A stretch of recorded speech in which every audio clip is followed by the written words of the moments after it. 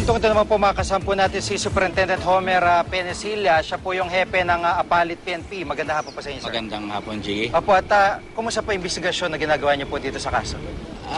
Inimbestiga lang naman natin kung ano yung possible na nangyari, no? So sa investigasyon natin, 6 na bata yung nag-decide na mag-swim.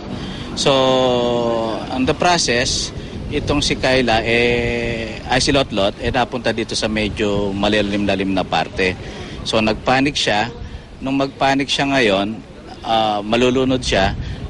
Tinry siyang sagipin nitong isang bata na si Kayla.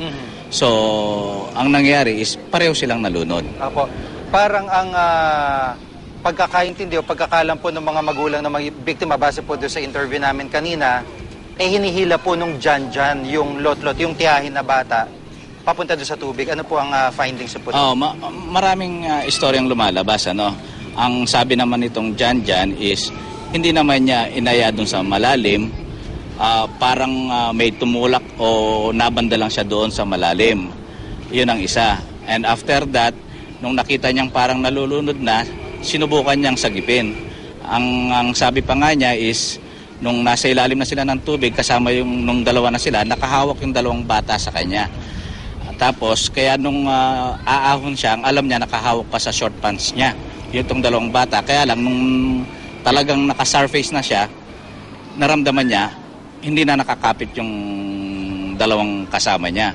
So, doon siya humingi ng tulong doon sa ibang kasama niya na nabigla din sa pangyayari, hindi na rin sila nakagawa ng action pa. Apo. So, nag-report na sila sa pangyayari. Dahil po minor din si Jan, ano po ang pananaw dito ng kapulisan?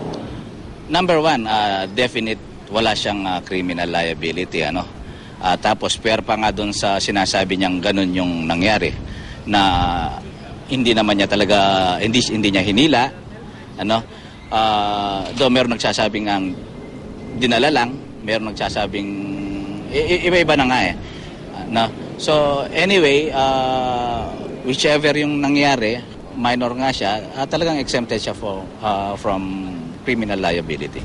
Kumbaga parang walang masisisi sa pangyaring ito. Opo, pinaka masasabi po natin dito, it's very unfortunate, may nangyari talagang insidente na, pero talagang lumalabas, aksidente po talaga yung nangyari. Siguro, sir, paalala po dun sa ating mga kababayan dito sa Apalit na sasakupan nyo na talaga pong delikadong maligo dito sa Pampanga River. Opo, ito pong Pampanga River napaka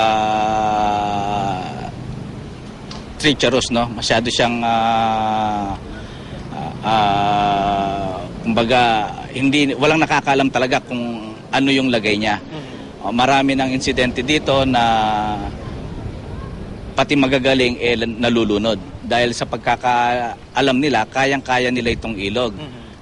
But napatunayan na from time to time na pag may nangyari sa iyo while ikaw nandito sa ilog, ikaw sarili mo na lang ang magliligtas sa'yo. Unfortunately, kung ikaw nagka-problema, malamang malunod ka. So, wag na natin i-attempt na mag-swim sa ilog. Anyway, hindi talaga siya area para sa pagsiswimming. Opo. Maraming po salamat.